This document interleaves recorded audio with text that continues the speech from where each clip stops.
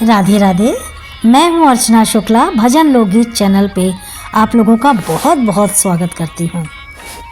आज इस वीडियो में जानेंगे वट सावित्री व्रत कब है, व्रत करने की संपूर्ण नियम विधि क्या है, पहली बार इस व्रत को उठाएं या ना उठाएं, कौन सी 3 सामग्री है जो हमें खरीद लेनी चाहिए, सोमवती अमावस्या कब है, बहुत सारी जानकारी आपको इस वीडियो में मिलेगी।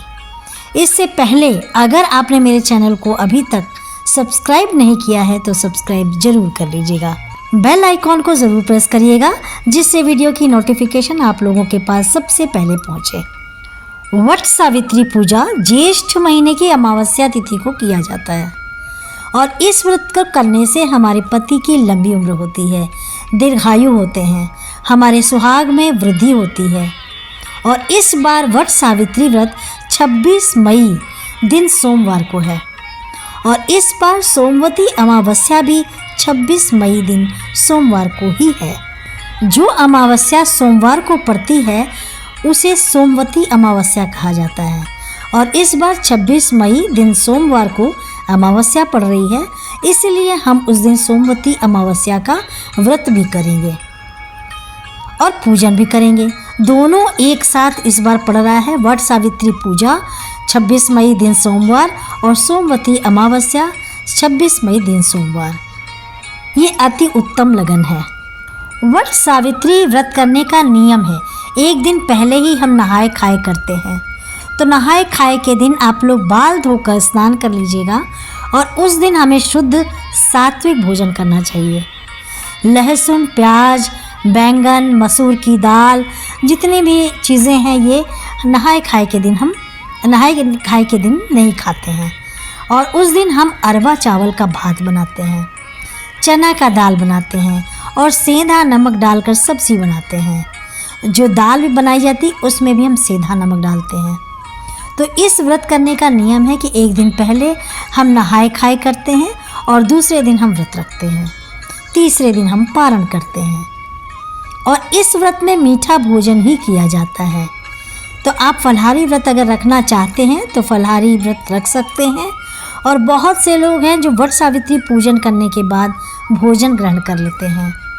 तो आप जिस तरीके का व्रत करते हैं आप उसी तरीके से व्रत कीजिएगा, जो आपके बड़े बुजुर्ग करते हैं और जो आपके घर में परंपरा चल रही है उसी को आप आगे चलाइएगा।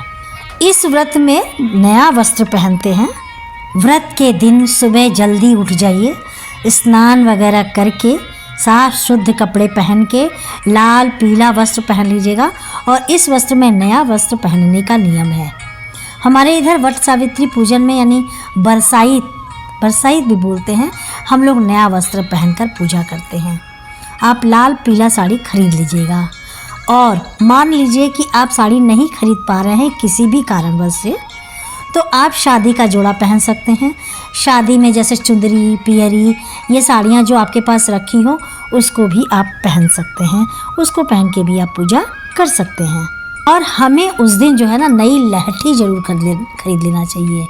लहठी साड़ी भले पुरानी हो लेकिन लहठी या चूड़ी जो आप पहनते हैं वो तो नई होनी चाहिए। उस दिन 16 श्रृंगार करना चाहिए। सिंदूरा से, जो सिंदूरा बोलते हैं हम लोग गाँव में, सिंदूरा से मांग भरते हैं, गले में मंगलसूत्र, पैर में महावर, 16 श्रृंगार करते हैं। शादी का जो चुनरी होता है, जो चुन्नी उड़ाई जाती है, उसको भी ज़रूर ओढ़ के 16 श्रृंगार करने के बाद ही हम पूजन करते हैं। और मान लीजिए कि आप वट वृक्ष के पास नहीं जा पा रहे हैं तो आप एक गमले में छोटा सा बरगद का एक टहनी लगाकर भी पूजा कर सकते हैं। वट सावित्री के दिन कभी भी हमें बरगद की टहनी को नहीं तोड़ना चाहिए। तो आप लोग एक दिन पहले ही तोड़कर मंगवा लीजिएगा और एक दिन पहले ही आप लोग मेहंदी लगवा लीजिएगा। इस व्रत में गौरी गणेश का भी पूजन होता है, किया जाता है। तो आप लोग अच्छे से विधि विधान से पूजा कर लीजिएगा और पूजा करने के बाद हम पति का भी पूजन करते हैं। पति को भी हवा किया जाता है। पंखा, जो बेना, गांव में बेना कहते हैं, उसको खरीदते हैं। इस व्रत में 2 पंखे की ज़रूरत होती है। एक पंखा तो हम दान करते हैं और एक पंखे से हम पति को हवा करते हैं। तो हमें पूजा के लिए एक रखना है और एक दान करने के लिए ले लीजिएगा। अगर आप इस व्रत को फलाहारी रखना चाहते हैं तो फलाहारी भी रख सकते हैं, मीठा भोजन भी करना चाहते हैं तो कर सकते हैं। खीर, पूरी, रोटी, हलवा जैसा आप खाना चाहते हैं वो खा सकते हैं।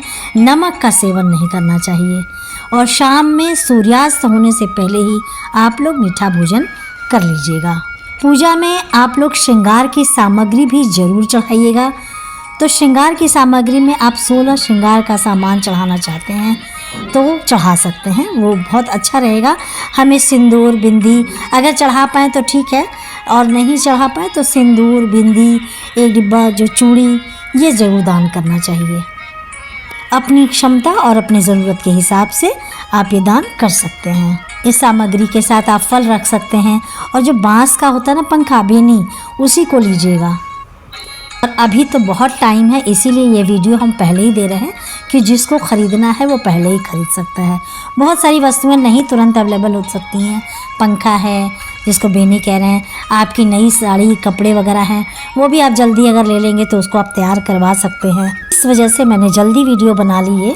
काला, सफ़ेद, नीला, बैगनी, इस तरह की साड़ियाँ आपको नहीं लेनी चाहिए। लाल, पीला, है ना, नारंगी, इस तरह की साड़ी, कपड़े, जो भी सूट जैसा भी पहनना चाहते हैं, जो भी पहनना चाहते हैं पहन सकते हैं। तो इस प्रकार इस बार वट सावित्री व्रत 26 मई दिन सोमवार को है।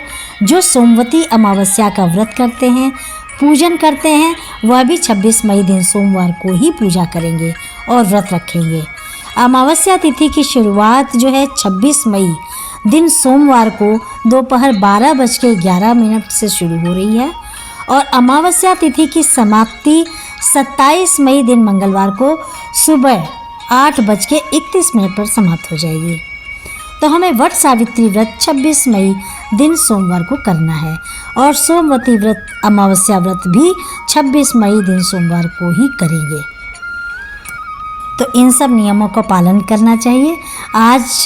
आज का वीडियो यहीं तक, फिर मिलूँगी एक नई वीडियो के साथ, अच्छी जानकारी के साथ। और अगर मेरी जानकारी अच्छी लगी हो तो धन्यवाद, और ज़रूर बताइएगा कमेंट बॉक्स में कि आपको ये जानकारी कैसी लगी।